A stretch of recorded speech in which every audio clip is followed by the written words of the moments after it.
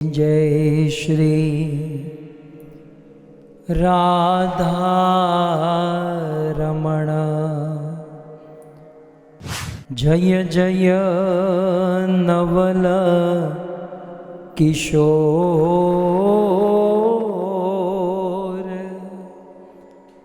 जय गोपी चित्तचोर प्रभो जय गोपी चित्तचोर प्रभो जय जय माखन चोर जय जय माखन चोर। श्री कृष्णचंद्र भगवान की, श्री रामचंद्र भगवान की, जगत गुरु शिल प्रभुपाद की।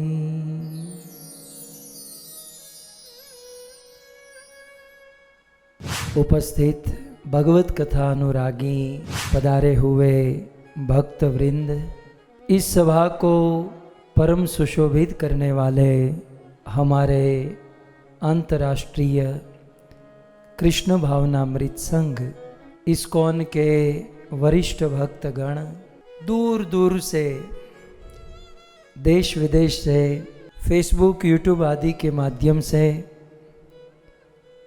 इस कथा का श्रवण करने वाले समस्त श्रोतागण एवं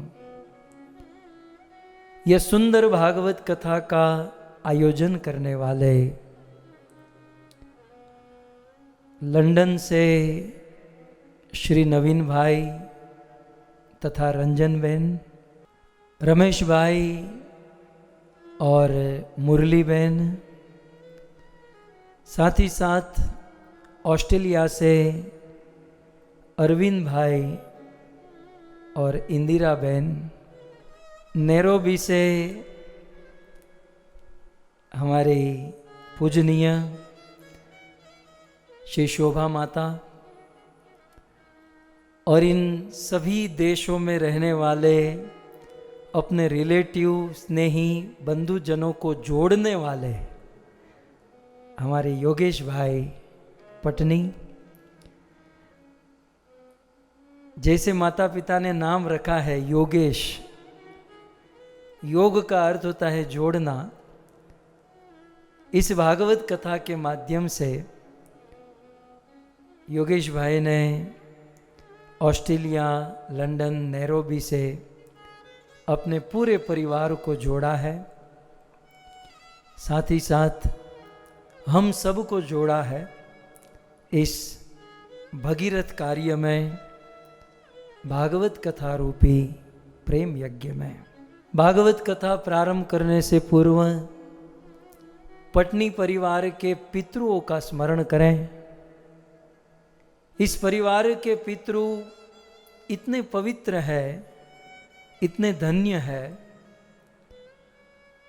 जैसे रघुकुल के राजा महाराजाओं का नाम लेकर हृदय पावन होता है, ठीक उसी प्रकार पटनी परिवार के पितरों का स्मरण करके हृदय पवित्र हो सकता है।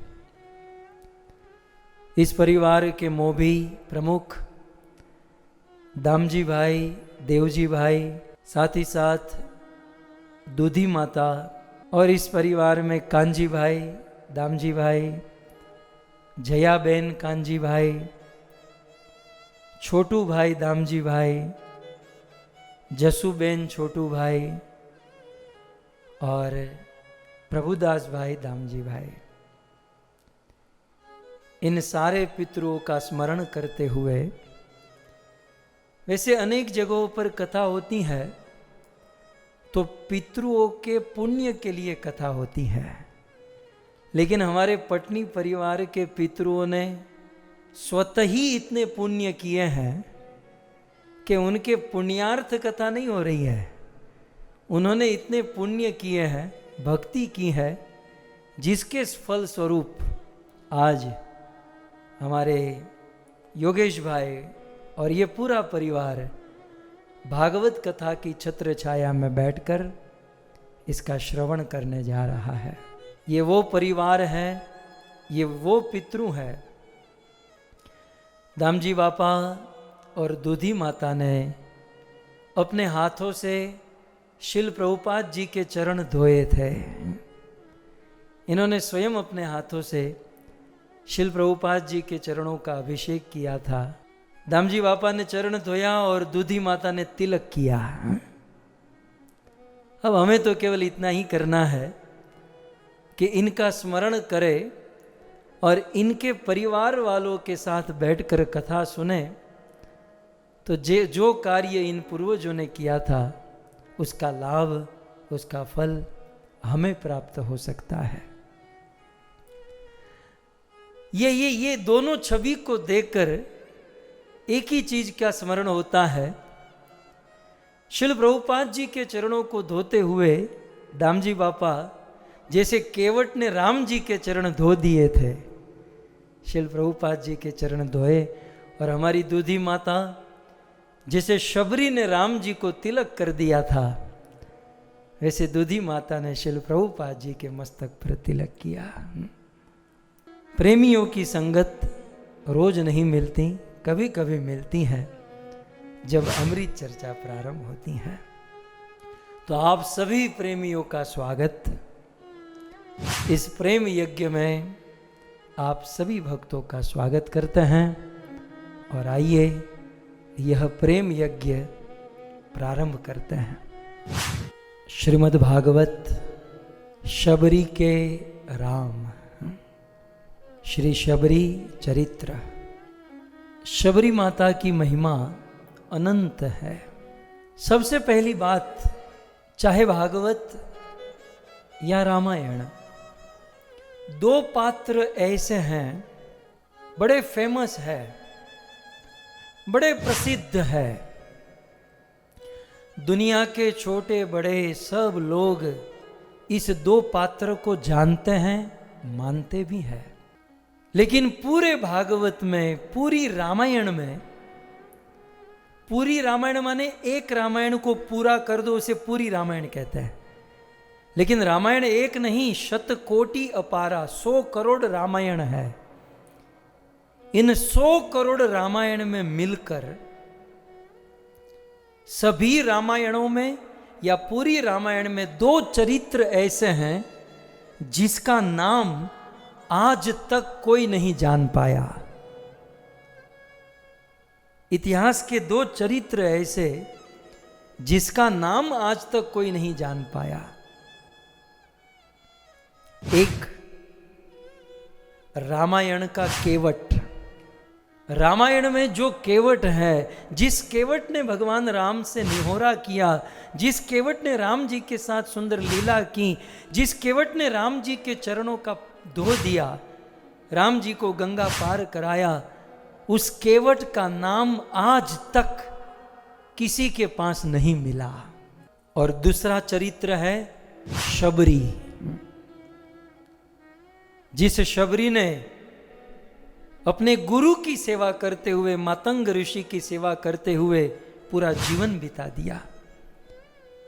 जिस शबरी ने राम जी की राह देखते हुए अपने पूरे जीवन को खपा दिया। जिस शबरी का इतना समर्पण, जिस शबरी के जूठे बेर राम जी ने खाए।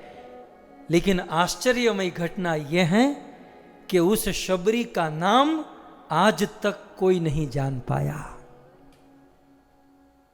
आप में से किसी को पता है?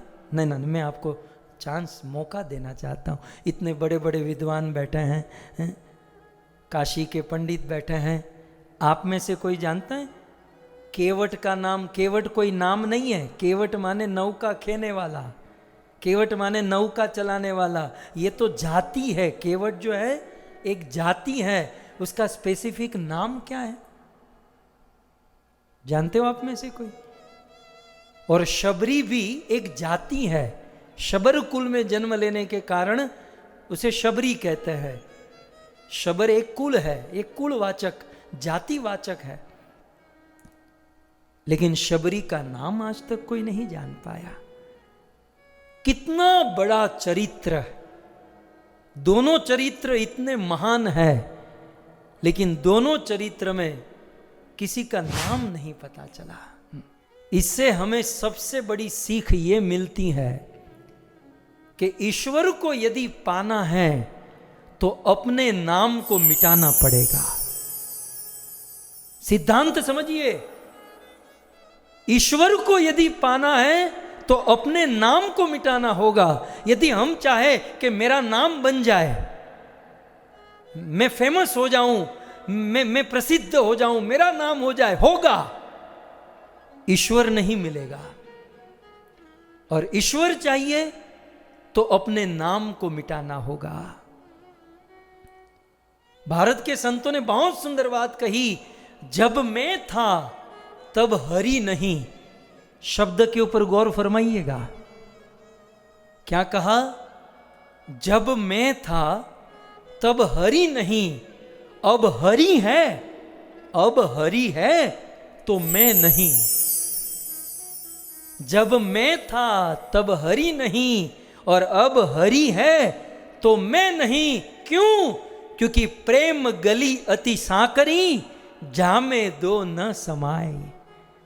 ये प्रेम गली इतनी सांकड़ी है, ये प्रेम गली इतनी इतनी इतनी पतली है कि जिसमें दो लोग नहीं रह सकते, उसमें केवल एक ही बंदा रह सकता है, या मैं या मेरा ईश्वर। बहुत सुंदर बात कबीरदास जी ने कही।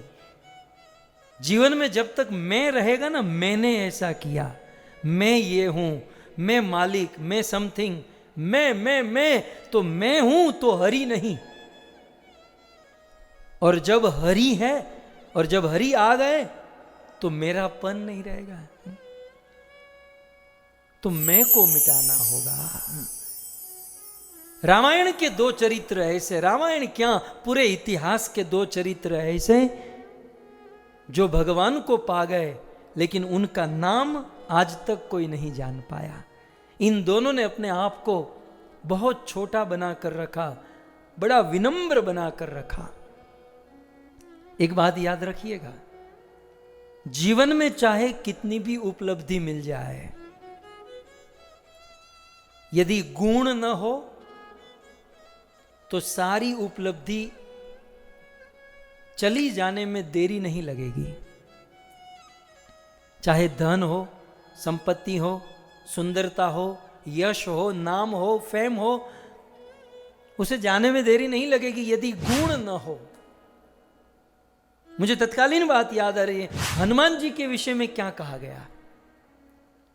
हनुमान जी के विषय में कहते हैं, विद्यावान गुणी अति चातुर, राम काज करी बे को आतुर, प्रभु चरित सुनी बे को रसिया, राम लखन सीता मन बसिया। हनुमान जी के विषय में कहते हैं, हनुमान जी कैसे विद्यावान। हनुमान जी कौन? अष्ट सिद्धि नव निधि के दाता, जो आठों सिद्धि और नव निधि दे सकता है तो खुद अपने लिए क्या नहीं कर सकता। अष्ट सिद्धि है हनुमान जी के पास, नौ निधि है, विद्यावान है, चतुर है। ये सब कुछ क्यों है? क्योंकि गुणी हनुमान जी महाराज गुणवान है। ये सारी सिद्धि निधि तब तक नहीं टिकेगी जब तक हमारे जीवन में अपने से गुण नहीं होगा। इसलिए गुण होने चाहिए। और अगला प्रश्न यह है, किसी भी व्यक्ति का, मनुष्य में प्रथम गुण क्या होना चाहिए? हम सबका प्रथम गुण क्या होना चाहिए? मनुष्य का सबसे पहला गुण है विनम्रता, और फिर अंत में भी यही गुण बचता है, विनम्रता। अपने आप को इतना विनम्र रख ले, अपने आप को इतना विनम्र कर ले, इतना छोटा कर ले, कोई पहचान न पाए। केवट ने अपने आप को बहुत छोटा रखा, शबरी ने अपने आप को, अपने नाम को बहुत छोटा रखा। अत्यंत विनम्र बनकर रहे, और इसलिए उनकी भक्ति टिकी रही, उसे राम जी मिल गए। नहीं तो रावण के पास क्या ज्ञान नहीं था? मुझे बताइए। जितनी क्वालिटी हनुमान में थी उतनी ही रावण में थी। विद्यावान, रावण भी विद्यावान था। अष्ट सिद्धि 9 निधि रावण के पास भी थी। अष्ट सिद्धि थी, 9 निधि थी, रावण के पास विद्या थी। ये सब कुछ होते हुए भी रावण मारा गया। क्यों? क्योंकि रावण में विनम्रता नहीं थी। यदि विनम्रता नहीं तो ये बड़ी बड़ी वस्तु, ये उपलब्धि टिकेगी नहीं। और यदि विनम्रता है तो ये सारी चीजें, जैसे बछड़े के पीछे गाय दौड़ी आती है, वैसे ये सारी उपलब्धि उस विनम्रता के पीछे पीछे दौड़ कर आ जाती है। तो केवट और शबरी के जीवन से प्रथम सीख जीवन में उतारने लायक, समझने लायक ये है। इनका नाम आज तक कोई नहीं जान पाया। આમ મારા માથામાં કેટલા કીડા પડ્યા હશે, તમે વિચાર તો કરો। હું શબરીનો પાઠ માંડ્યો છે તો મને એવી ઈચ્છા નહીં થતી હોય શબરી માતાનું નામ શું છે? જેની કથા કરવા બેઠો છું એનું નામ તો હું જાણું, नहीं जान पाया। अरे मैं क्या, बड़े बड़े लोग नहीं जान पाए। इतना विनम्र करके रखा। और दूसरी ओर हम हमारी पर्सनालिटी के ऊपर विचार करें तो हम कुछ नहीं करते हैं, लेकिन अपना नाम कितना बनाकर रखते हैं। प्रभुपाद के बाद इस्कॉन में अपना ही नंबर है। अपने आप को इतना बड़ा प्रस्तुत, अपने अपना नाम इतना बड़ा प्रस्तुत। जहां नाम होगा वहां हरि नहीं होगा। इसलिए अपने आप को बहुत, अपने नाम को, अपने प्रभाव को छिपा कर रखना चाहिए।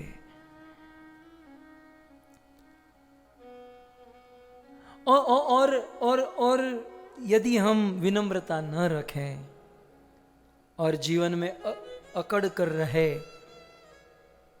ज्यादा झुके नहीं, प्रणाम न करें, तो एक ना एक दिन गिर जाएंगे। किसी ने पूछा कि जब बुढ़ापा आता है तो बुढ़ापे में दांत ही क्यों गिरता है? बिल्कुल दांत के साथ जीभ रहती है ना, ये टंग, ये जीभ जो है ना, वो दांत के साथ ही होती है। लेकिन जीभ जो है मरते दम तक गिरती नहीं है, वो तो अंत तक रहती है। लेकिन दांत सबसे पहले गिर जाते हैं। क्यों? क्योंकि दांत जो ना अकड़ कर रहते हैं, और जो अकड़ कर रहते हैं वो गिरते हैं। और जीभ जो है ना मुड़ती रहती है, झुकती रहती है, डलती रहती है, अपने आप को एडजस्ट करते रहती है। जिसने एडजस्ट कर लिया उसका कोई कुछ नहीं बिगाड़ पाएगा, और जो अकड़ कर रहेगा वो सबसे पहले गिरेगा। विनम्रता, जीवा की तरह अपने आप को एडजस्ट करना सीखे, विनम्र रखना सीखे। जिस संप्रदाय में हम लोग हैं, मां गंगा की तरह यह पवित्र धारा, ब्रह्म मध्व गौड़ीय धारा, इस संप्रदाय के आभूषण श्री रूप और सनातन। श्री रूप और सनातन अपने आप को कितना विनम्र करके रखे। महाराज हुसैन शाह के वहां मंत्री हुआ करते थे। कितना बड़ा स्थान। उन दिनों लाखों रुपये की आय हुआ करती थी इन दोनों की। लेकिन जब श्री चैतन्य महाप्रभु से मिलने गए तो दांतों में तृण रखकर, मतलब भाव यह था कि हम तृण से भी अधिक गए गुजरे हैं। दंते तृण धरी, गमछा कंधे पर डालकर और दोनों हाथ जोड़कर चैतन्य महाप्रभु के चरणों। महाप्रभु तो जानते हैं ना, महाप्रभु दोनों को गले मिलने जाते हैं। ये महाप्रभु से दूर भागते, नहीं नहीं आप हमें स्पर्श मत कीजिए, हम बहुत पापी हैं, हमने जीवन में असंख्य पाप किए हैं, हमारा स्पर्श मत कीजिए। श्री चैतन्य महाप्रभु देखते हैं कि ये कितने विनम्र है।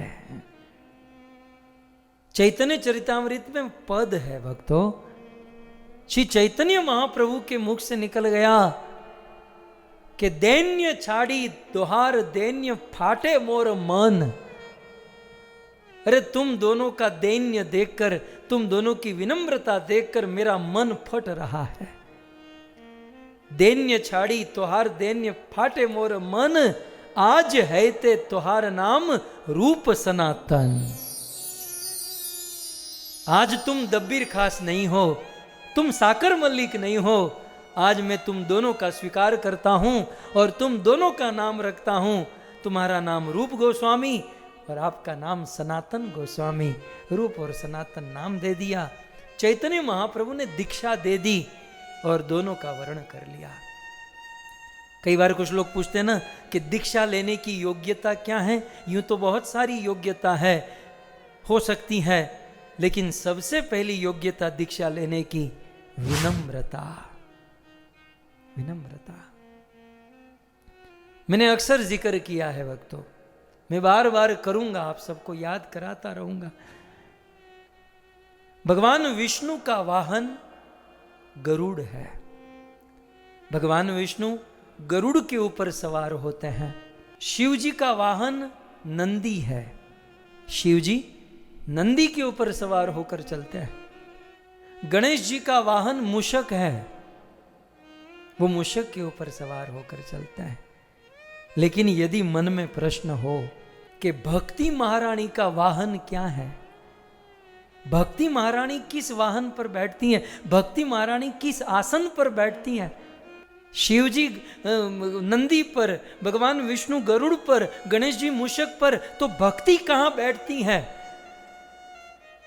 भक्ति का एक ही आसन है और वह भक्ति महारानी का आसन है विनम्रता। जब तक हमारे आपके जीवन में विनम्रता होगी, भक्ति टिकेगी, भक्ति बढ़ेगी, भक्ति फलेगी फूलोगी। लेकिन जिस दिन विनम्रता गई,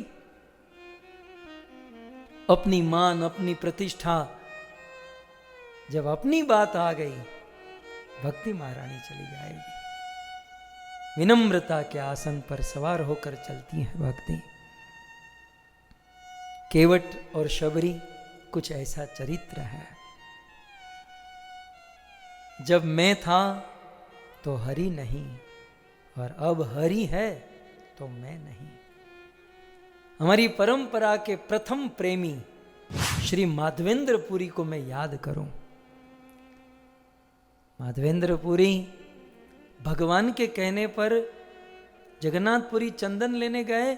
मार्ग में रेमुणा नाम का गांव आया, गोपीनाथ जी का दर्शन किया, गोपीनाथ जी को सुंदर खीर का भोग लगाया। माधवेंद्रपुरी के मन में शुद्ध भावना हुई कि ये खीर मुझे खाने को मिल जाए तो टेस्ट पता चले, मैं भी मेरे श्रीनाथ जी को, गोपाल जी को ऐसी खीर खिलाऊंगा। लेकिन दूसरे ही पल माधवेंद्रपुरी के मन में हुआ कि भगवान को खिलाने की बात में मेरे खाने की बात कहां से आ गई? मतलब यहां तो भगवान का स्थान है, वहां मुझे खीर मिल जाए। माधवेंद्रपुरी उस पूरे दिन तक निर्जला उपवास किए। बोले मेरे से बहुत बड़ा अपराध हो गया, क्योंकि जहां हरि है वहां मैं नहीं, जहां हरि का स्थान है वहां मैं कुछ खाने की भावना करूं। माधवेंद्रपुरी। कुल मिलाकर सार यही है, पूरी रामायण में दो ऐसे पात्र हैं जिस पात्र का नाम आज तक कोई नहीं जान पाया। ठीक है, और एक महिमा सुनिए। आज जब शुरुआत होने जा रही है तो महिमा सुनिए आप। रामायण में दो ऐसे पात्र हैं जिन पात्रों ने भगवान से मांगा नहीं, लेकिन मांगे बिना भगवान ने इनको भक्ति प्रदान कर दी। फिर से सुनिए, दो पात्र ऐसे हैं रामायण जी में जिन्होंने भगवान से भक्ति मांगी नहीं है, बिना मांगे भगवान ने इन दोनों को भक्ति प्रदान कर दी। और ये दो पात्र कौन? फिर से केवट और शबरी हैं। पूरे इतिहास में दो पात्र ऐसे निकले जिन्होंने भगवान से मांगा नहीं, बिना मांगे भगवान ने भक्ति दे दी। थोड़ा सा देखें, थोड़ा देखना भी जरूरी है। पहली बात तो ये, मैं आपको प्रश्न पूछूं, क्या भगवान किसी को भक्ति दे सकते हैं? पहले तो ये पॉइंट आता है। भगवान किसी को धन दे दे, समझ में आया, किसी को ज्ञान दे दे, रूप दे दे, भक्ति? एक तो भगवान किसी को भक्ति दे नहीं सकते, और दूसरा बिना मांगे।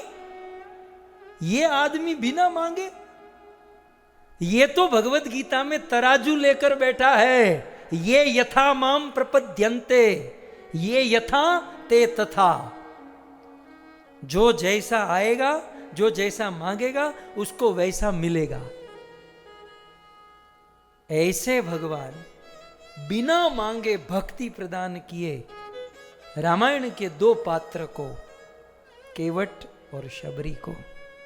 ये वो प्रसंग है जहां केवट ने राम जी के चरण धोए, राम जी को अपने कंधे पर बिठाया। केवट ने राम जी को अपनी नौका में बिठाया, गंगा पार कराई, और गंगा पार करके राम लक्ष्मण सीता नौका से उतरे हैं। और फिर राम जी के मन में हुआ, केवट ने मजदूरी की है तो केवट की मजदूरी का फल, उतराई केवट को देनी चाहिए। तब राम जी केवट को सोने की मुद्रिका देते हैं। केवट, ये सोने की मुद्रिका रख लो, तुमने जो मेहनत की है, तुम्हारी मेहनताई, ये ले लो। तब केवट कहता है, प्रभु प्रभु मुझे कुछ नहीं चाहिए, अब कछु नाथ न चाहिए मोरे, अब कछु नाथ न चाहिए मोरे, दीन दयाल अनुग्रह तोरे, दीन दयाल अनुग्रह तो। फिरती बार मोही जो कछु देवा। केवट कहता है, फिरती बार मोही जो कछु देवा, सो प्रसाद में शीर धरि लेवा। नाथ आज मैं काहूँ न पावा, मीटे दोष दुख दारिद दावा। हे नाथ, आज मुझे क्या नहीं मिला? अनंत अनंत जन्मों से मैं मजदूरी करते आया हूं, मेरे अनंत जन्मों की मजदूरी का फल मिल गया नाथ। आपका दर्शन मिला, आपके चरण धोने का सौभाग्य मिला। प्रभु अब मुझे क्या चाहिए? मुझे कुछ नहीं चाहिए। नहीं केवट, ये सब तो ठीक है, लेकिन ये मुद्रिका रख लो। राम जी ने कहा, लेकिन केवट नहीं माना। अब देखो, अब प्रसंग में ये श्लोक आता है, बहुत कीन प्रभु लखन सिया, नहीं कछु केवट ले। बहुत कीन प्रभु लखन सिया, नहीं कछु केवटू ले। विदा कीन करुणा जतन, भक्ति बिमल बरुदे। एक एक शब्द को समझने का प्रयास कीजिए, आपको बड़ा रस आएगा। बहुत कीन्ह, कीन्ह माने किया, क्या किया माने बहुत किया। तो बहुत कीन्ह माने बहुत प्रयास किया। केवट को मुद्रिका देने का बहुत प्रयास किया। बहुत कीन्ह, बहुत कीन्ह किसने किसने प्रयास किया? तो बहुत कीन्ह बहुत प्रयास किया किसने? सबसे पहले प्रभु। प्रभु माने भगवान राम ने। राम जी ने पूरा प्रयास कर लिया, केवट ले लो ले लो ले लो। जब राम का प्रयास विफल गया तो राम ने लक्ष्मण को इशारा किया। तो फिर दूसरा नंबर किसका है?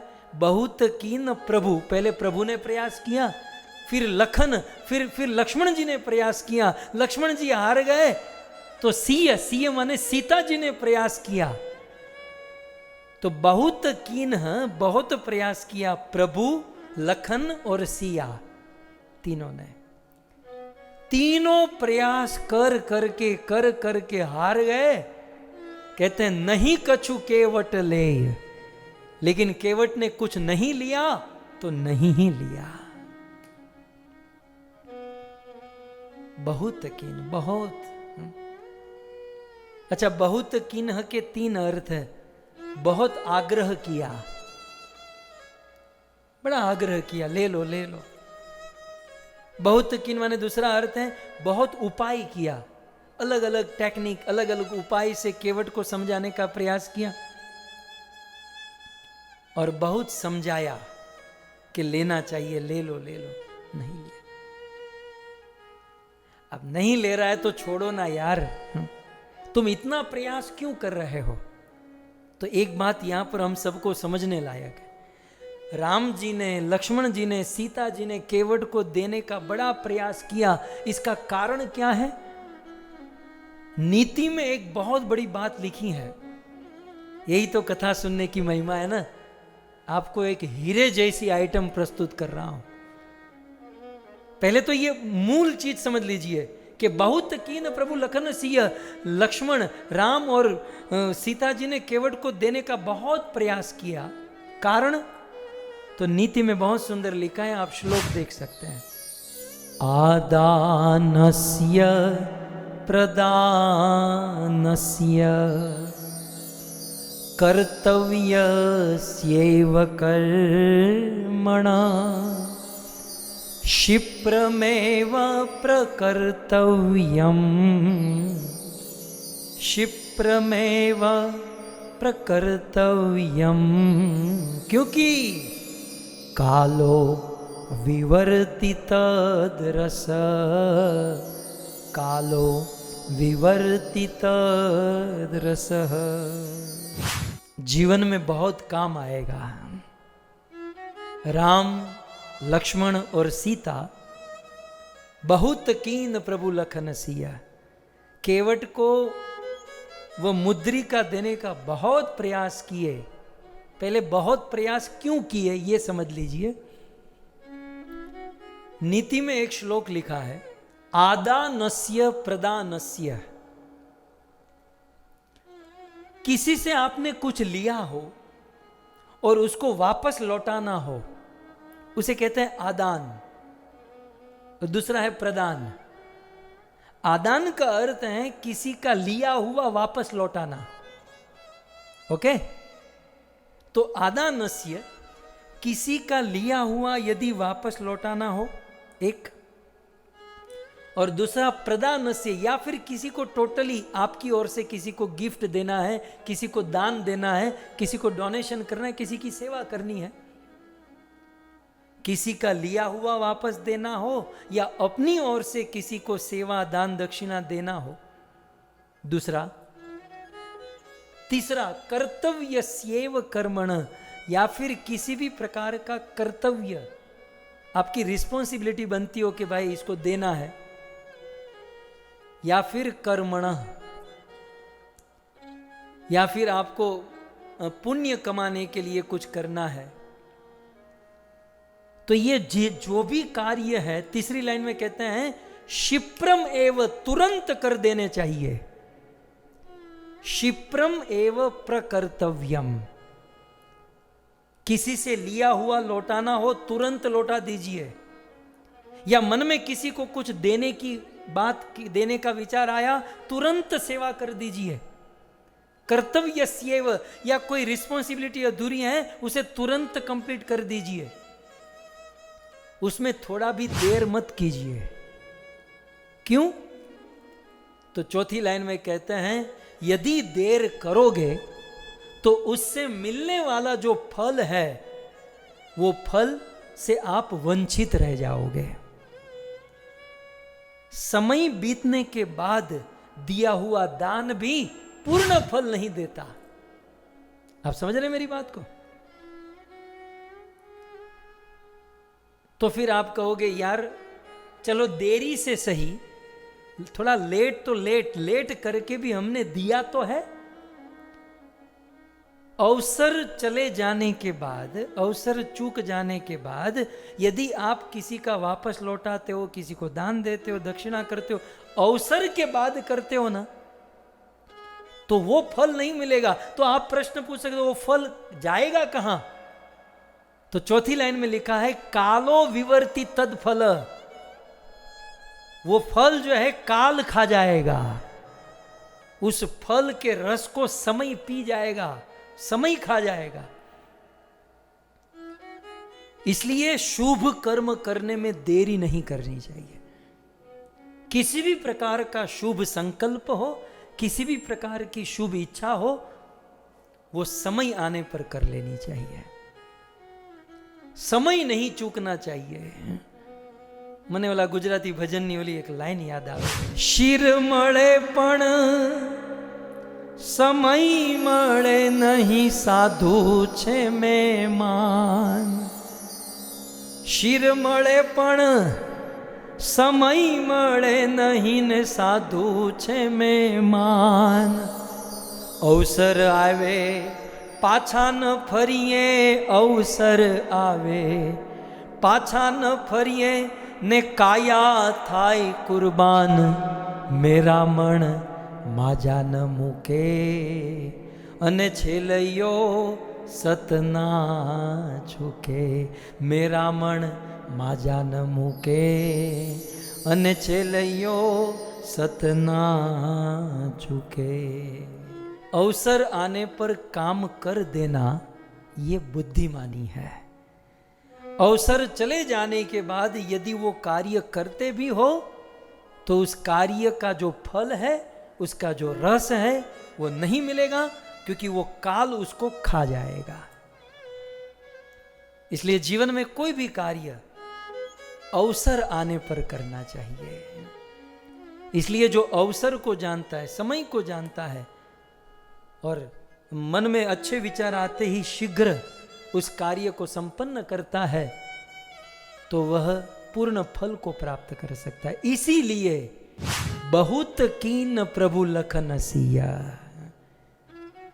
आज अवसर है केवट को कुछ देने का, और राम जी उसे चूकना नहीं चाहते। इसलिए भगवान बहुत प्रयास किए, लक्ष्मण जी प्रयास किए, सीता जी प्रयास किए, लेकिन क्या कहते हैं, नहीं कछु केवट ले।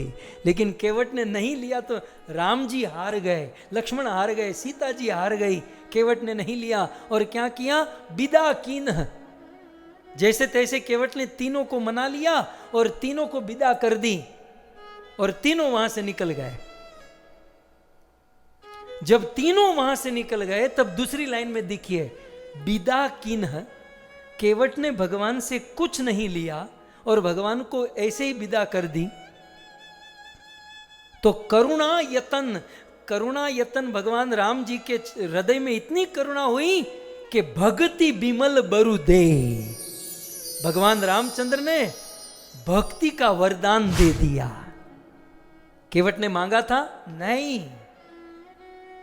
केवट ने मांगा नहीं था, बिना मांगे राम जी ने केवट को भक्ति का वरदान दे दिया। केवट, तेरे पूरे परिवार में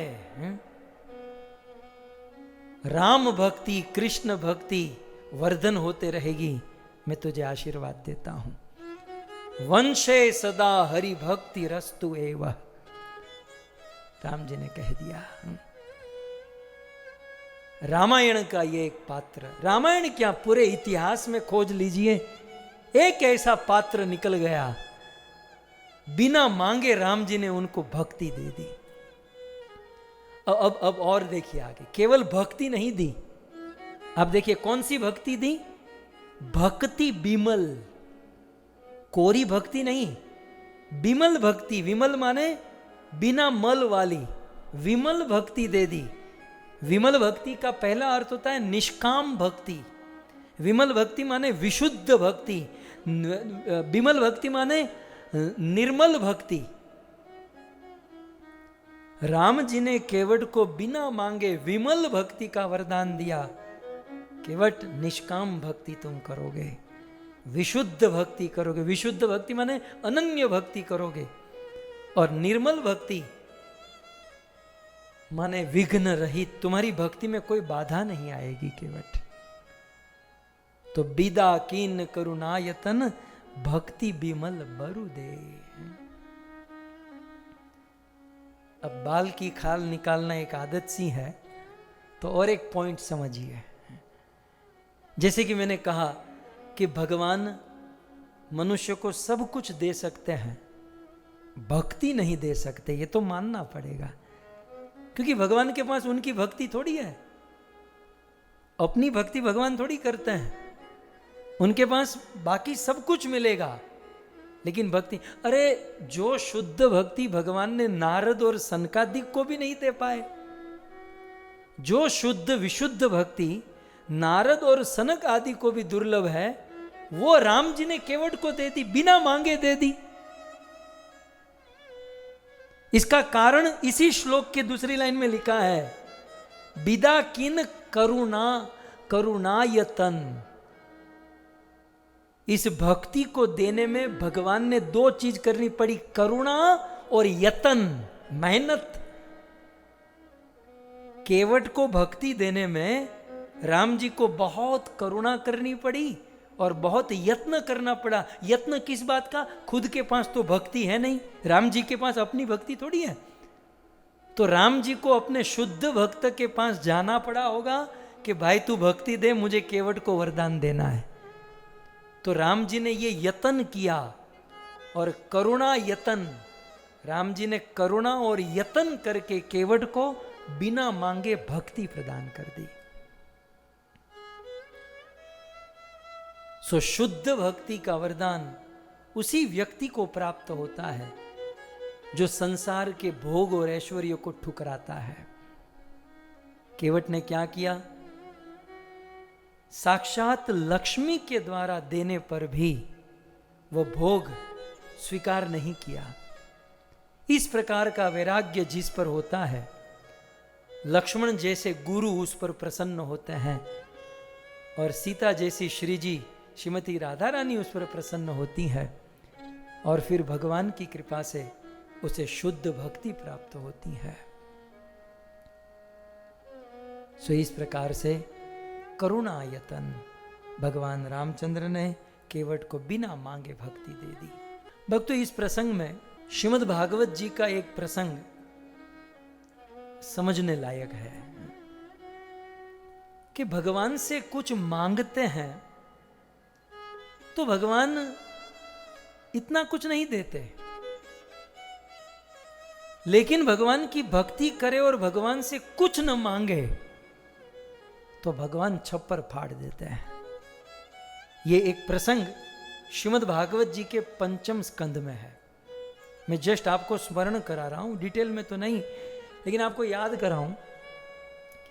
श्रीमद् भागवत के 5वें स्कंद में जड़ भरत जी की कथा है। जड़ भरत और रघुगण जी का मिलन होता है, आप सब जानते हैं। और फिर सुखदेव गोस्वामी महाराज लोक लोकांतर का वर्णन करते हुए जम्बू द्वीप का वर्णन करता है। बोले जम्बू द्वीप में भारत खंड है, भारतवर्ष है, और भारतवर्ष में मनुष्य रहते हैं। और उस भारतवर्ष की महिमा क्या है? सुखदेव जी कहते हैं कि मैं क्या कहूं परीक्षित, भारतवर्ष की महिमा देवता गाते हैं। स्वर्ग में रहने वाले देवता भारतवर्ष की महिमा गाते हैं। प्रसंग देखिए आप। सुखदेव गोस्वामी कहते हैं एतद एव ही देवा गायंती, इस प्रकार से देवता गाते हैं। ये अभी जो श्लोक आएगा ये सब देवता गा रहे हैं। मतलब देवता स्वर्ग में रहते हैं, स्वर्ग से वैकुंठ निकट पड़ता है, तो हमसे अधिक भगवान का अनुभव जो है ना देवताओं को है। और एतदेव ही देवा गायंती, देवता गाते हैं। क्या गाते हैं? अहो अमीशाम किमकारी शोभनम प्रसन्न येषां स्विदुत स्वयं हरि यर्जन्मलब्धं नृषुवा रताजिरे मुकुंद सेवो पैकम स्पृहाहिना। तो देवा गायंती, देवता क्या गाते हैं? अहो अमीशाम, अहो माने अफसोस करते हुए देवता कहते हैं। देवता अफसोस करते हैं, अहो अमीशाम किमकारी शोभनम। ओह, इस भारतवर्ष में रहने वाले मनुष्यों ने अहो अमीशाम, अमीशाम माने हम लोगों ने, अहो अमीशाम किमकारी, ये भारत में रहने वालों ने ऐसा क्या किया? शोभनम मतलब शोभनीय, पुण्यवान ऐसा कौन सा कर्म किया है? अहो अमीशाम किमकारी शोभनम। भारतवर्ष में रहने वाले, आप श्लोक में देख सकते हैं, भारतवर्ष में रहने वाले लोगों ने ऐसा तो कौन सा सुशोभित कर्म किया, पुण्य कर्म किया, जिससे प्रसन्न एशाम स्वदूत स्वयं हरि, जिससे स्वयं हरि भगवान कृष्ण उन मनुष्यों पर प्रसन्न हो गए। ओह, इन मनुष्यों ने ऐसा क्या कर्म किया है जिससे स्वयं हरि प्रसन्न एशाम, इन लोगों के ऊपर प्रसन्न हो गए। अच्छा, मान लो देवताओं को हम पूछे, मनुष्यों के ऊपर भगवान हरि प्रसन्न है। अच्छा, प्रसन्न होकर हरि ने मनुष्य को क्या दे दिया? तो स्वयं हरि एशाम प्रसन्न, हरि जिस पर प्रसन्न होता है, तीसरी लाइन में येर जन्म लब्धम, उस मनुष्य का जन्म भारताजिरे, भारतवर्ष में होता है। जिस मनुष्य पर हरि प्रसन्न होता है उस मनुष्य का जन्म भारतवर्ष में होता है। देवता भगवान से कहते हैं मुकुंद सेवो पैकम स्पृहाहीना, प्रभु हमारी इच्छा है कि हमारा जन्म भारत में हो और भारतवर्ष में जन्म लेकर मुकुंद सेवो पैकम स्पृहा, आपके चरण कमलों की हम सेवा करें। हम तरसते हैं भारतवर्ष में जन्म लेकर आपके चरणों की सेवा करने के लिए। तो मानो हम लोग देवताओं को कहे कि केम तमने ने गमतू नहीं, आपको जमता नहीं है वहां पर, आप लोग नीचे आना क्यों चाहते हो? मान लो देवता ऊपर से, तब देवता इसका उत्तर देते हुए अगले श्लोक में कहते हैं, बहुत सुंदर बात, कल्पायुषाम स्थान। देवता कहते हैं कि हम जिस स्थान में स्वर्ग में रहते हैं, इस स्वर्ग में हमारी आयुष्य कितनी है? कल्प आयुषाम। देवतागण कहते हैं कल्प आयुषाम स्थानम, हमें इस स्वर्ग में एक कल्प, ब्रह्मा जी के एक दिन की आयुष्य मतलब बहुत होती है। तो कल्प आयुषाम स्थान, इस स्वर्ग में हमें कल्प की आयुष्य मिली है। लेकिन यत पुनर्भवात, लेकिन कल्प की आयुष्य मिलकर भी हमें फिर से मरना पड़ता है, फिर से जन्म लेना पड़ता है। और दूसरी ओर क्षणायुषाम, क्षण आयुष्य भारत भूमि में मिल जाए, स्वर्ग लोक में कल्प वर्ष की आयुष्य और भारतवर्ष में एक क्षण की आयुष्य हम उसे अधिक मानते हैं। स्वर्ग में रहकर कल्प वर्ष तक जीना उससे अच्छा है भारतवर्ष में एक क्षण जीना। इसलिए आप देखते हो दूसरी लाइन में अंतिम शब्द है वरम। वरम माने श्रेष्ठ, उत्तम। स्वर्ग में करोड़ों वर्ष जीने से बेहतर है भारत में एक क्षण के लिए जी लेना। क्यों? स्वर्ग में करोड़ों वर्ष तक जीने से उत्तम भारत में एक क्षण जीना क्यों? क्योंकि तीसरी लाइन में कहता है क्षणेन मर्त्येन कृतम मनस्विना।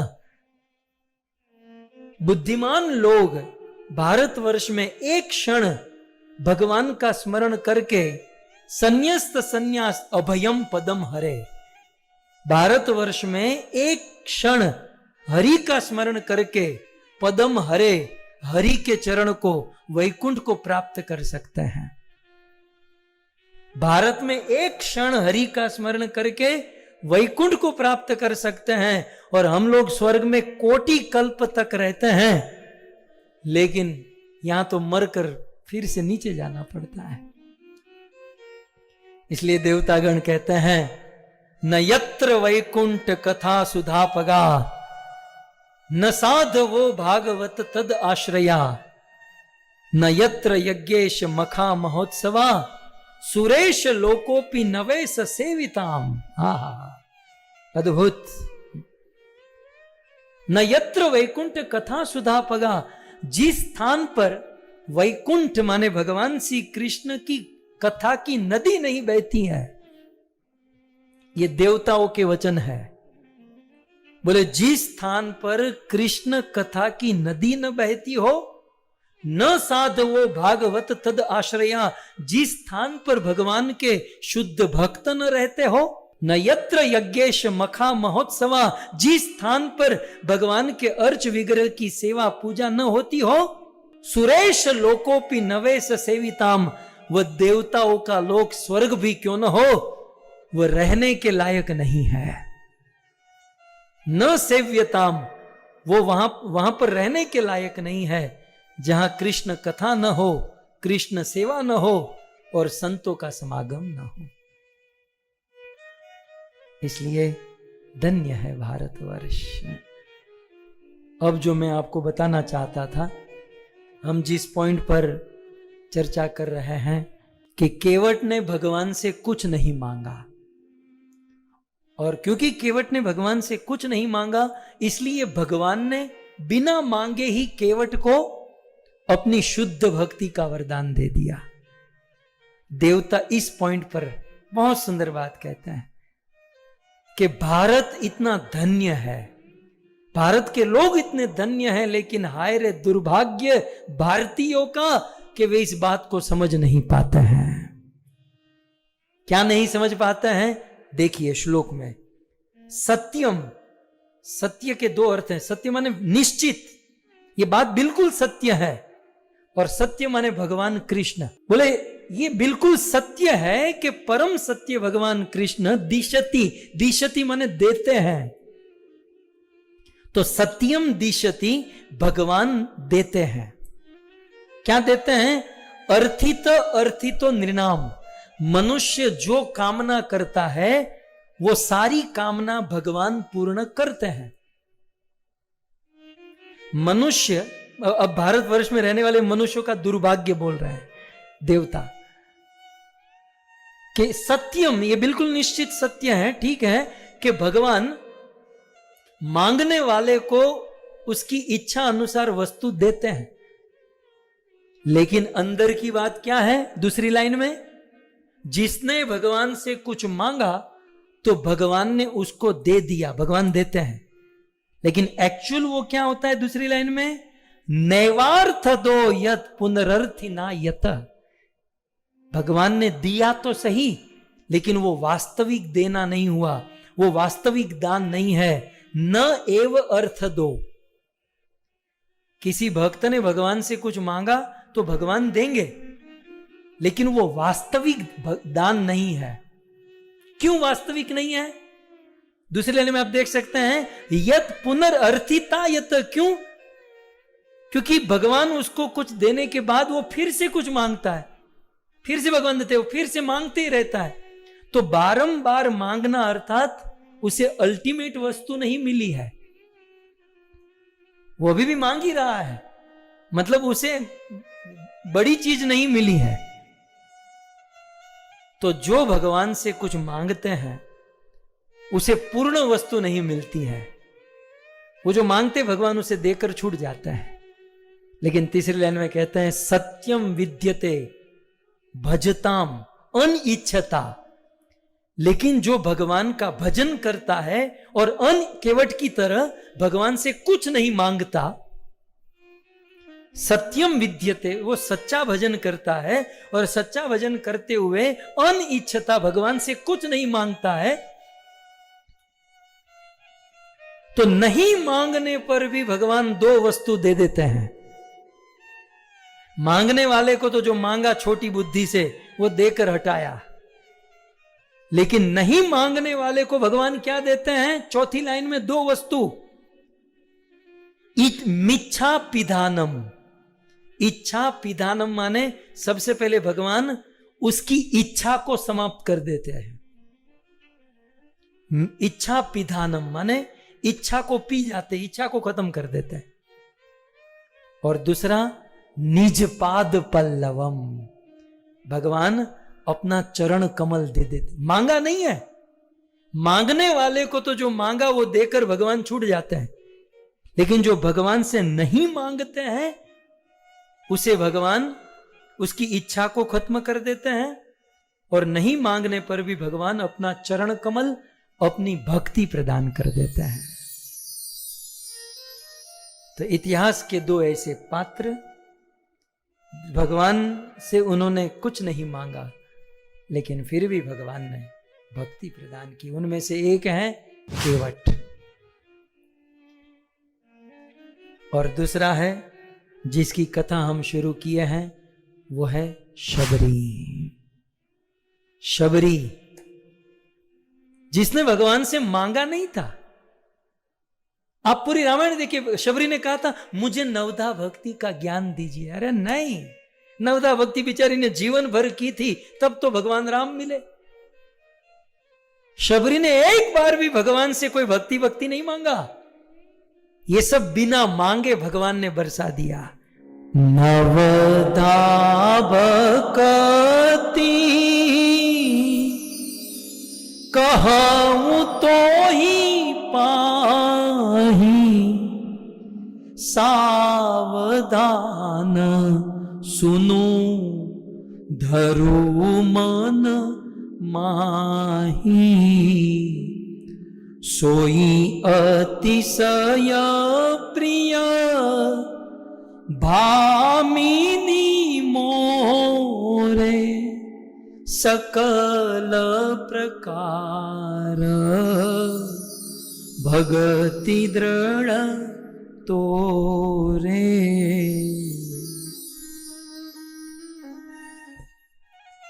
नवधा भगति कहूं तो ही पाही, ये राम जी के वचन है। शबरी पहले मैं तुझे नवधा भक्ति बताऊंगा। शबरी ने ऐसा कोई मांगा या कहा या बोला नहीं था। शबरी ने तो बस यही कहा, अधम अधम ते अधम अधम अति नारी। हम लोग सुनेंगे, लेकिन बिना कहे पूछे मांगे राम जी ने कहा, शबरी तुम धैर्य रखो, मैं तुम्हें नवधा भक्ति कहने जा रहा हूं। नवधा भक्ति सुनाने के बाद राम जी फिर क्या कहते हैं, सोयत सिय प्रियम भामिनी मोरे भामिनी। शबरी ये नवधा भक्ति करने वाला मुझे बहुत प्रिय है। सकल प्रकार भक्ति दृढ़ तोरे, जा मैं तुझे आशीर्वाद देता हूं कि ये नवधा भक्ति सकल प्रकार, सभी प्रकार से तेरे अंदर दृढ़ रूप से नवधा भक्ति प्रकट हो जाएगी। शबरी ने मांगा नहीं था, बिना मांगे राम जी ने दिया है। इतिहास के दो ऐसे पात्र, ये शबरी जी की ये महिमा है, शबरी माता की ये महिमा है। सो इस प्रकार से दो ऐसे पात्र जिसका नाम कहीं नहीं मिलता, शबरी और केवट, दो ऐसे पात्र जिसको बिना मांगे भगवान ने शुद्ध भक्ति प्रदान की, केवट और शबरी। कथा का प्रथम दिन है और आज कथा समाप्ति की ओर आगे बढ़ रही है। लेकिन उसके पहले शबरी मां के विषय में एक छोटी सी कथा सुनकर आज के सत्र को विराम करेंगे। शबरी माता कौन है? आपने कई बार सुना भी होगा शबरी माता का पूर्व जन्म में वो क्या थी। जो थी सो थी, वो हम कल सुनेंगे। लेकिन प्रमाण के साथ शायद आपके लिए ये बात नहीं भी हो सकती है। शबरी माता और कोई नहीं, शबरी माता बहुत बड़ी चीज है। सुनिए, एक बार चित्रकूट में एक भजनानंदी संत रहते थे। रात दिन भजन करते, बहुत बड़े त्यागी थे, तपस्वी थे, बहुत बड़े महात्मा थे। अखंड भभूति लगाकर रहते, एक लंगोट एक पात्र, किसी भी प्रकार का संग्रह नहीं, और अहर्निश राम नाम का जाप करते। भगवान नारायण वैकुंठ में रहते हैं, लेकिन भगवान भी तो अपनी कथा सुनने में बड़ी इच्छा रखते हैं। तो भगवान नारायण स्वयं कभी कभी कथा सुनने के लिए इस संत के पास आ जाते हैं और भगवान नारायण उसके समक्ष बैठकर कथा सुनते हैं, बड़ा आनंद लेते हैं। भगवान को भी उस संत की कथा में बड़ी शांति मिलती थी। सिद्धांत तो आप सब जानते ही हैं, यत्र गायन्ति मद्भक्ता तत्र तिष्ठामि नारद। लक्ष्मी जी ने एक दिन अपने पति नारायण से कहा कि पतिदेव, रोज चले जाते हो, आखिर आप जाते कहां हो?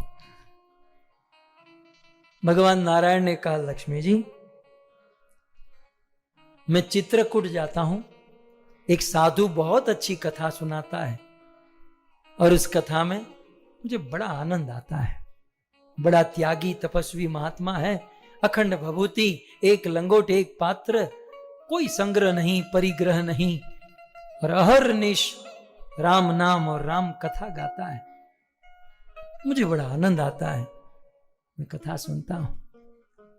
लक्ष्मी जी ने कहा, तो ये आनंद आप अकेले अकेले लोगे, मुझे नहीं मिलेगा, मुझे भी अपने साथ लेकर जाओ। भगवान नारायण ने कहा, लक्ष्मी, तू वो साधु को जानती नहीं है, बड़ा फक्कड़ आदमी है, वैरागी है, सन्यासी है, और सच कहता हूं कि तुम वहां मत आओ, वो तुम्हें वहां से हटा देगा, तुम्हारा अपमान भी कर सकता है। लक्ष्मी जी ने कहा कि इतनी अच्छी कथा सुनाने वाला, मेरे पति विष्णु नारायण के मन को हरने वाला, यदि हमारा अपमान भी कर दे तो हमें कोई चिंता नहीं है, लेकिन मुझे वहां लेकर जाओ। भगवान नारायण ने बहुत मना किया लक्ष्मी जी को, लेकिन मानी नहीं है? तो बोले चलो मेरे साथ है? तो आज भगवान नारायण अपनी पत्नी लक्ष्मी जी को साथ में लेकर चित्रकूट आए। जैसे ही महात्मा के पास पहुंचे, महात्मा ने आंखें ऐसे खोल, बूढ़े थे, साथ में कौन आई है? महात्मा ने डांट कर कहा, कथा अकेले सुननी चाहिए कि पत्नी को साथ में बिठाकर सुननी चाहिए, जैसे ये जूम वाले, अमृत चर्चा वाले हैं? पत्नी को घर छोड़कर आओ, जानते ना मैं विरक्त वैरागी सन्यासी हूं। महाराज, मेरी पत्नी है और आपकी कथा सुनने में बड़ी इच्छुक है, और वैकुंठ वासिनी है, वैकुंठ में रहती है। महात्मा ने कहा, तो वैकुंठ छोड़कर यहां क्यों आई है? हम लोग एक लंगोट लगाकर रहते हैं, विरक्त है, और इन माई दाई के बीच में कहां कथा करेंगे? महाराज, सुना दीजिए तो अच्छा है। कोई बात नहीं, तुम यहां मेरे बाजू में बैठो और उसको वहां पेड़ के नीचे दूर बिठा दो। लक्ष्मी को भी दूर बिठाए, उसका नाम साधु। साधु को किसी की पड़ी नहीं होती। लक्ष्मी जी मन में सोचे कि यार पूरी दुनिया मेरे पीछे पागल है और ये साधु मुझे दूर बिठाना चाहता है तो कुछ कमाल का आदमी है। लक्ष्मी जी ने कथा सुनी, बड़ा रस आया, श्रद्धा जम गई। अब तो लक्ष्मी जी रोज आने लगी। बोले मैं तो कल भी आऊंगी, परसों भी आऊंगी। भगवान नारायण साधु के निकट बैठते, लक्ष्मी जी दूर पेड़ के नीचे बैठकर कथा सुनती। अब कुछ दिन कथा सुनी तो महात्मा में श्रद्धा लग गई। लक्ष्मी जी ने के मन में हुआ कि इतने पवित्र महात्मा को यदि हम वैकुंठ लेकर जाए, ज्यादा नहीं, एक दिन वैकुंठ में पगला रख दे, पगला पाड़े ना, एक दिन अपने चरण वैकुंठ में महात्मा जी के पड़ जाए तो हमारा वैकुंठ धन्य हो जाएगा। लक्ष्मी जी ने भगवान से कहा कि देखो प्रभु पतिदेव, इस महात्मा के एक बार चरण वैकुंठ में पधरा दो ना। भगवान ने कहा पागल हो गई हो, कथा सुनकर चले जाओ, इन लोगों के चक्कर में नहीं पड़ना चाहिए। साधु जोगी अगन जल इनकी उल्टी रीत, ये भगवान ने कहा। साधु जोगी अगन जल इनकी उल्टी रीत, परशुराम बच के रहो थोड़ी कीजिए प्रीत। ये लोग के साथ ज्यादा प्रीत नहीं करनी चाहिए। नहीं नहीं नहीं नहीं, एक बार तो पगला करा दो, एक बार तो वैकुंठ में। अब पत्नी के सामने पति तो बेचारा हार जाता है, वैसे पूरी दुनिया का मालिक, लेकिन लक्ष्मी जी ने कहा तो इसने रिस्क ले लिया। कथा के बाद प्रणाम किया भगवान नारायण ने और साधु से कहा महात्मा जी आप एक दिन वैकुंठ चलोगे? महात्मा जी का बाटला फट गया। इतना अच्छा खासा जी रहा हूं, तू मुझे मारना क्यों चाहता है? तुझे मैं ये जी रहा हूं बर्दाश्त नहीं हो रहा है? बोले नहीं नहीं हम आपको मारना, बोले वैकुंठ जाने का मतलब क्या है? मरने के बाद ही तो बंदा जाता है। बोले नहीं नहीं आप चिंता मत करो, आप मरोगे नहीं, आप इसी शरीर से एक दिन के लिए मैं गरुड़ को भेजूंगा, गरुड़ के ऊपर बैठकर आ जाना एक दिन के लिए, फिर वापस हो जाना। बोले ठीक है, एक दिन की बात है और तुम लोग बोल रहे हो इसलिए मैं आ जाता हूं। डेट पक्की हो गई, वैकुंठ में प्रोग्राम। भगवान से सीखिए, गृहस्थियों का ये धर्म है, साधु संतों को अपने घर पर बुलाना, सत्संग कराना, ये सब भगवान ने सिखाया। गरुड़ को भेजा और महात्मा जी बैठे और आज महात्मा जी वैकुंठ पहुंचे हैं। और वैकुंठ पहुंचकर पहले तो लक्ष्मी जी नारायण जी ने स्वागत किया और उनके चरणों में बैठकर कथा सुनी और कथा के बाद लक्ष्मी जी ने महात्मा को भोजन परोसा और महात्मा के सामने सोने की थाली, सोने का वाटका, सोने का गिलास और उसमें सुंदर पूड़ी, सब्जी, ऊंधिया, ढोकला, खम्मड़, पात्रा, लाल चटनी, नीली चटनी। लक्ष्मी जी ने तो लाइन लगा दी और साधु का बाटला फट गया। साधु खड़े हो गए, अरे तुमने ये सब क्या किया है? हम लोग साधु बने हैं और हम लोग साधु बने हैं गृहस्थों के हाथों का भोजन खाने के लिए नहीं। हम लोग फलाहारी हैं, बनाते हैं तो अपने हाथों से बना लेते हैं, हम लोग गृहस्थों का हाथों का नहीं खाते। लक्ष्मी जी ने कहा कि गृहस्थों के हाथों का नहीं खाते, हमारे हाथों का तो खा लीजिए। अरे आपके हाथों का क्यों खाऊं? आपने भी तो बनाया ही है ना।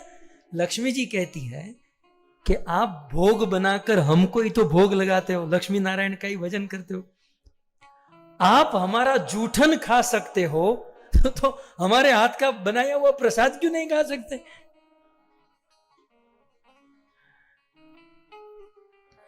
लक्ष्मी जी को क्रोध आ गया कि हमारा जूठन खा सकते हो लेकिन हमारे हाथों का भोजन नहीं खा सकते हो। जाओ मैं श्राप देती हूं, तुम लोगों को वैरागी बनने की आदत पड़ गई है, तुमको रोटी पे रोटी धरकर खाने को नहीं मिलेगी। हमारे ત્યાં ગુજરાતીમાં રોટલી બનાવે, એની ઉપર નાખે ઘી અને પછી બીજી रोटी, लेकिन ऐसे करके फिर रोटी को बिल्कुल घी में स्नान करा के खिलाता है। लक्ष्मी जी ने साधु को श्राप दिया कि तुमको ऐसी रोटी नहीं मिलेगी। उस दिन से लेकर आज तक बेचारे साधु कोरी रोटी खाता है, और वो भी मोटी मोटी रोटी है। हमें तो वो पचेगी नहीं, ऐसी रोटी खाता है। साधु ने कहा कोई बात नहीं, हम फक्कड़ है, कोरी रोटी भी खा लेंगे, लेकिन हम तो ऐसे ही रहना चाहते थे। तुम कहती हो कि हमको रोटी नसीब नहीं होगी तो हम भाखरी बनाकर खा लेंगे। साधु ने तो एक्सेप्ट कर लिया, लेकिन साधु कहते हैं कि एक तो हमें डिस्टर्ब किया। चित्रकूट में अच्छा सा भजन कर रहा था, एक तो चित्रकूट से मुझे वैकुंठ बुलाया, और वैकुंठ बुलाकर तुमने मुझे श्राप दिया। घर पर आए हुए साधु अतिथि को बस ऐसे ही श्राप देना चाहिए? तब साधु ने लक्ष्मी जी को श्राप दिया कि तुमने ना बहुत नीचा काम किया है, इसलिए मैं तुम्हें श्राप देता हूं कि तुमको एक अंश से शबर कुल में जन्म लेना पड़ेगा। भूमिका बन रही है तुमको अपने। साधु ने लक्ष्मी जी को श्राप दिया कि आपको अपने एक अंश से शबर कुल में जन्म लेना पड़ेगा। वैकुंठ में बुलाकर साधु का अपमान किया है ना। शबर कुल में तुम जन्म लोगी और साधु के वहां झाड़ू लगाओगी, जीवन भर साधु के वहां झाड़ू लगाओगी, साधु संतों की सेवा करोगी, और उस साधु संतों की सेवा और कृपा से तुम्हें भक्ति प्राप्त होगी, और फिर तुम्हें वैकुंठ की वापसी होगी। इतना कह के साधु नीचे आया, और लक्ष्मी जी अपने एक अंश से शबरी माता के रूप में प्रकट हुई। कुल मिलाकर शबरी जी और कोई नहीं, लक्ष्मी जी के अंश से ही शबरी का जन्म हुआ है। अब इसमें जितने भी बुद्धिजीवी लोग बैठे हैं ना, वो तुरंत कहेंगे कि भाई ये तो कपोल कल्पना लग रही है, प्रमाण कहां है? कथा तो आपने सुन ली, लेकिन इसका प्रमाण कहां है? दूर जाने की जरूरत नहीं, मूल ग्रंथ रामायण में ही आप आ जाइए। रामायण में जब भगवान रामचंद्र शबरी जी से मिलते हैं, तब भगवान राम शबरी को क्या कहते हैं आपको संबोधन से ही पता चल जाएगा। कह रघुपति सुनो भामिनी बाता, मानहु एक भगति करना,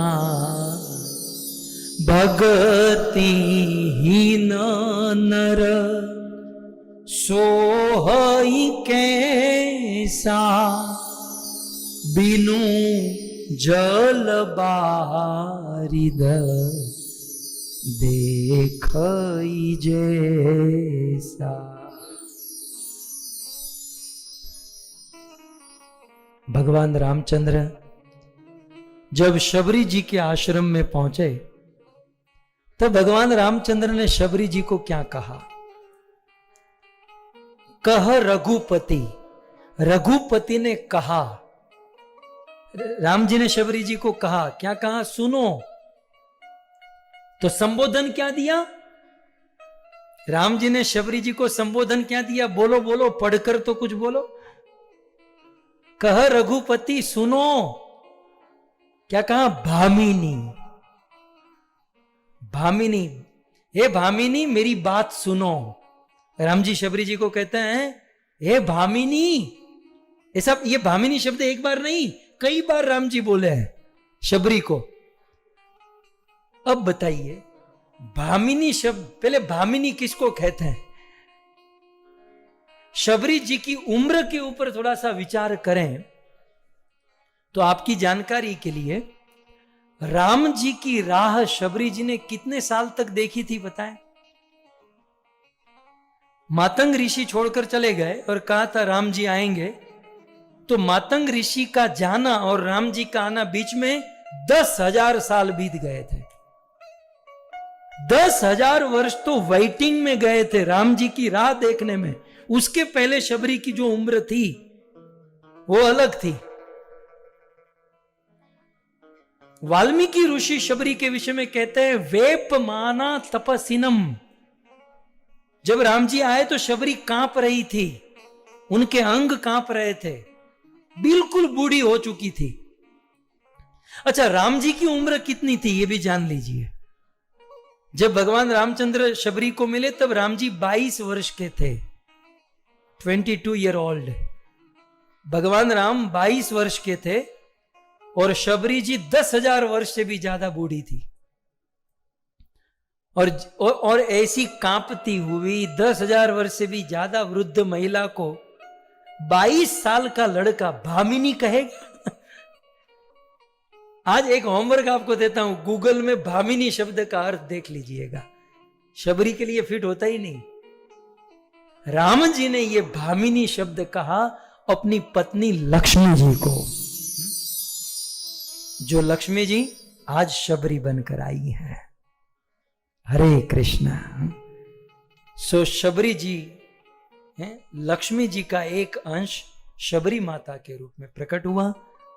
रामायण में भामिनी शब्द से आचार्यों ने इनकी टीकाओं में इसका वर्णन किया है। बाकी अन्य बातें, अन्य महिमा, अन्य कथा हम कल से श्रवण करेंगे। सो आप सभी भक्तों ने बड़े भाव से, बड़े प्रेम से इस कथा का श्रवण किया। आप सभी भक्तों का भरी भरी धन्यवाद। बने रहिए इसी प्रकार से, कथा सुनेंगे, जीवन को धन्य करेंगे। मैं विशेष धन्यवाद देता हूं हमारे योगेश भाई पटनी और उनके पूरे परिवार को। लंदन से नवीन भाई, रमेश भाई, ऑस्ट्रेलिया से अरविंद भाई और नैरोबी से हमारी शोभा माता। आप सभी भक्तों को बुरी बुरी धन्यवाद। और आइए जय जयकार के साथ आज के सत्र को विराम करें। ग्रंथराज श्रीमद् भागवतम महापुराण की, श्री रामचंद्र भगवान की, श्री कृष्णचंद्र भगवान की, जगत गुरु शिल प्रभुपाद की, निताई गौर प्रेमानंद। जय जय श्री राधे, जय जय श्री राधे, जय जय श्री राधे श्याम। राम नाम की औषधि जो कोई दिल से खाए तो यंग पीड़ा व्यापे नहीं, महारोग मिट जाए, महारोग मिट जाए। मननो मोरलियो रटे तारू नाम, मारी झूंपड़ीए आवो मारा राम। मननो मोरलियो रटे तारू नाम, मारी झूंपड़ीए आवो मारा राम। एक बार यावी पूरो हैया केरी हाँ, मारी झूंपड़ीए आवो मारा राम। एक बार आवी पूरो हैया केरी हाँ, मारी झूंपड़ीए आवो मारा राम। सूरज उगे ने मारी उगती रे आशा,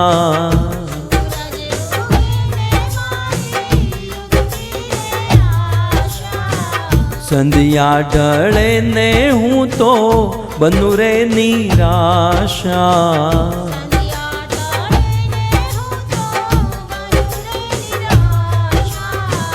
रात दिवस मने सूझ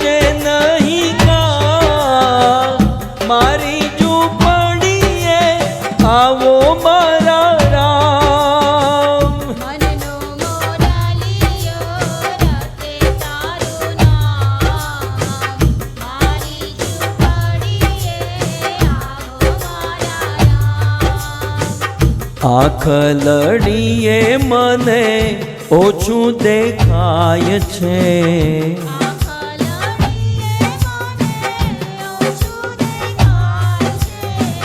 દર્શન વિના મારું હૈયું દુભાય છે,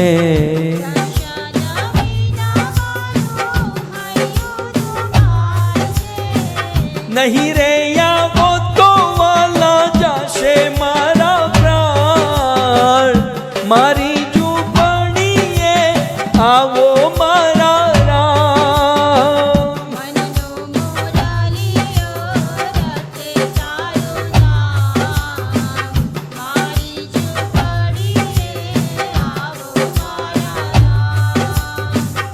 એક વાર વાલા તારી ઝાંકી જોતાયે,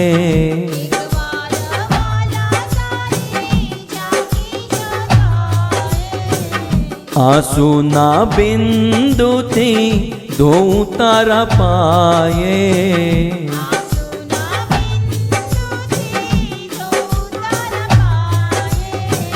માંગુ સદા તારા ચરણોમાં વાસ, મારી ઝૂંપડીએ આવો મારા રામ.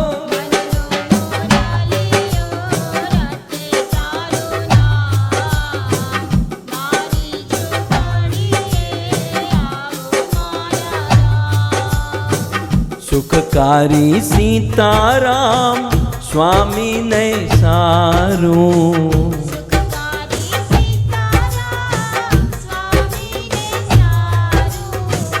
કરી નાખું જીવન કુરબાન મારું,